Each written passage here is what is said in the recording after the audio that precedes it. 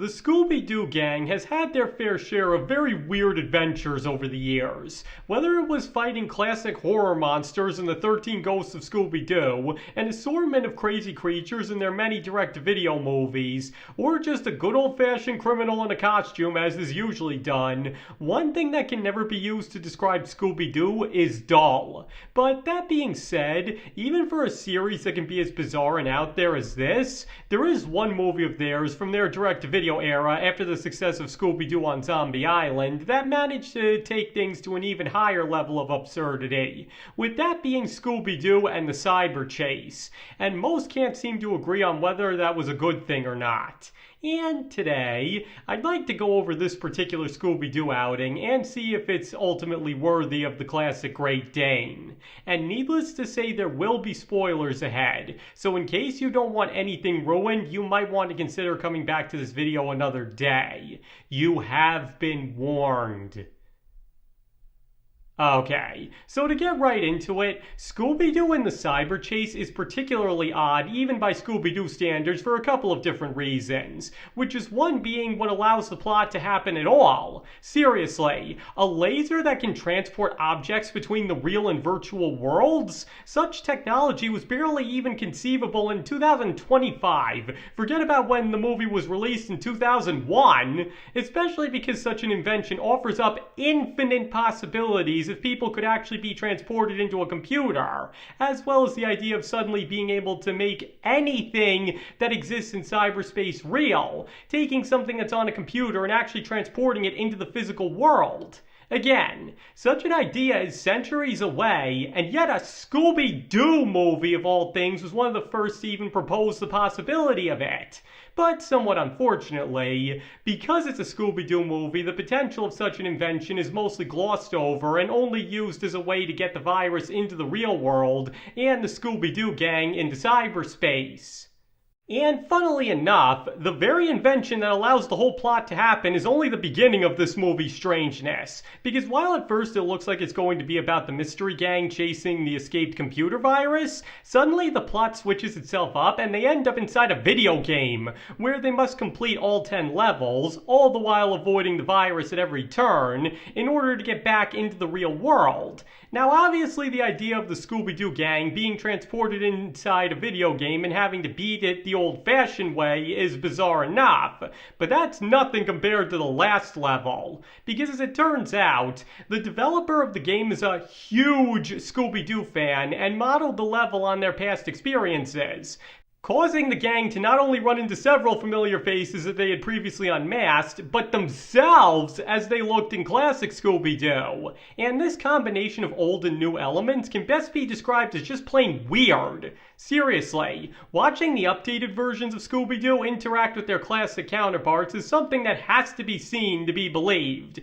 especially because their video game counterparts actually know that they're in a video game and thus don't act exactly like them.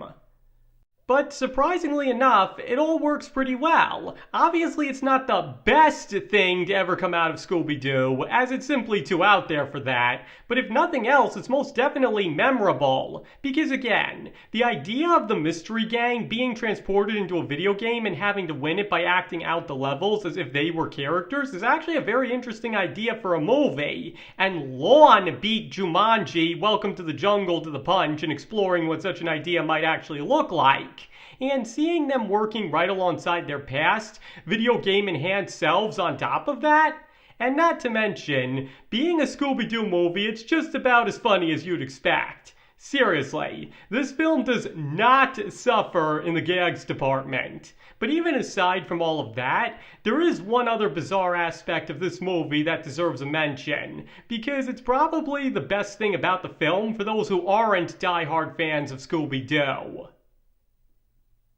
And that's the Phantom Virus himself. Because to put it simply, in a series like Scooby Doo, the villain is the most important character in any given story. They are the ones that cause the entire conflict, and usually the whole story is centered around stopping and unmasking them. So their depiction can easily make or break whatever they're a part of.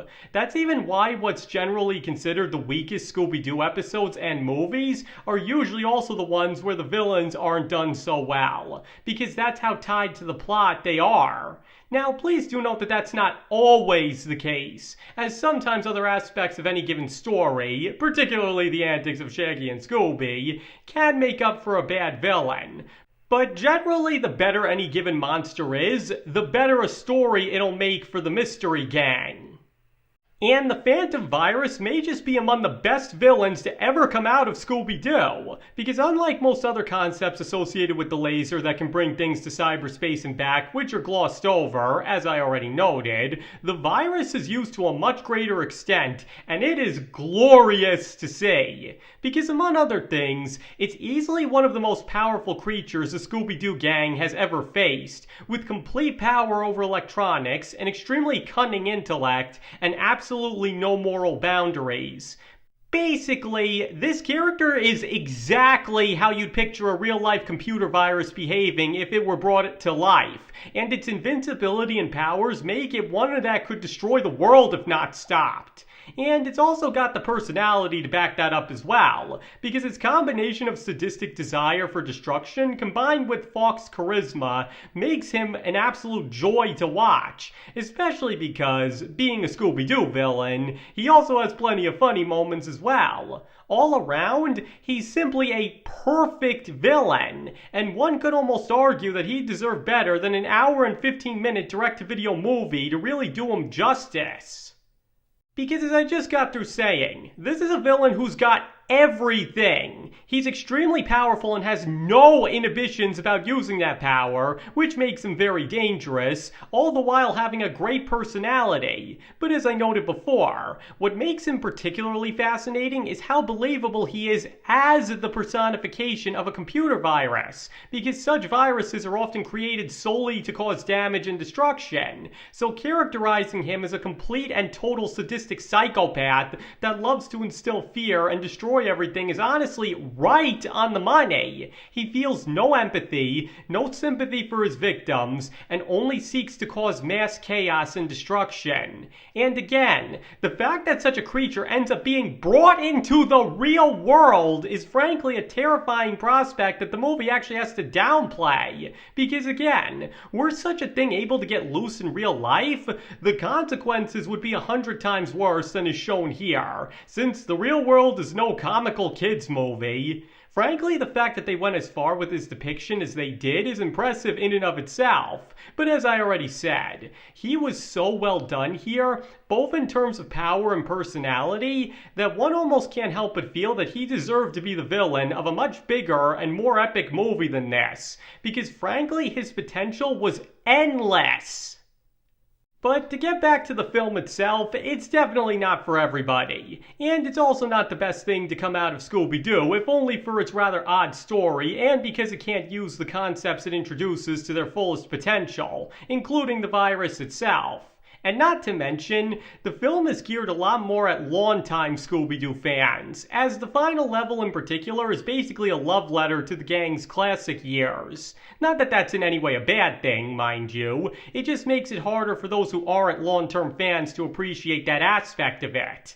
And there's also that many have been noted to be disappointed by the true villain's motivation, considering both how petty it is and the fact that he unleashed a potentially world-destroying virus into the real world all over a science project.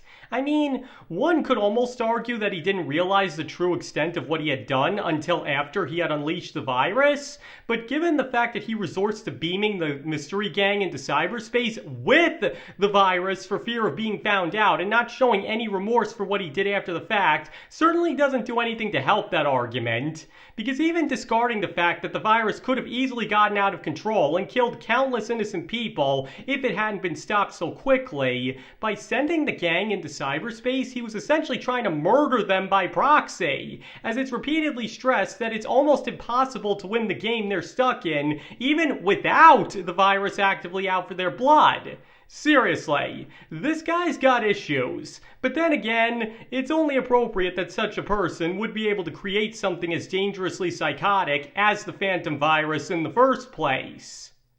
So like I said at the start, if nothing else, Scooby-Doo and the Cyber Chase is certainly one of a kind, and in the end manages to be a pretty good movie despite its issues and bizarre nature. It's got a very interesting and unique plot, if one that it can't use to its fullest potential, is a very respectful ode to the classic era of Scooby-Doo, making for a very interesting combination of new and old elements at the same time, has some pretty funny Scooby-Doo style gags, and above all has an absolutely fantastic villain in the form of the Phantom virus. As I've repeatedly stressed, everything about the virus, from his powers to his personality to his mere concept, is done so well that the movie is worth watching just for him, especially because he makes the climax way more heart-pounding than is usual for Scooby-Doo. Seriously, he's such a great villain, one might almost feel sad to see him go, if he weren't a cowardly sadistic psychopath, that is.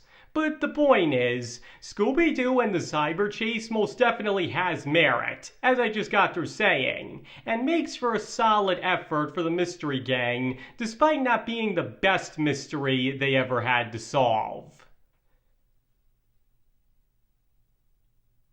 Okay, that's everything I had to say on that. So now I'd like you to tell me, do you believe that Scooby-Doo and the Cyber Chase is a decent Scooby-Doo movie with good and bad aspects to it? Or do you believe it's too bizarre and wastes too many of the concepts it introduces? Please feel free to let me know in the comments below. And let me just stress that you don't have to agree with any opinions expressed in this video if you don't want to. You can feel about Scooby-Doo and the Cyber Chase, or anything else Scooby-Doo, really, however you'd like, and I nor anybody else can tell you you're wrong. And thank you all for watching. It is all really appreciated. And I hope to see you all next time.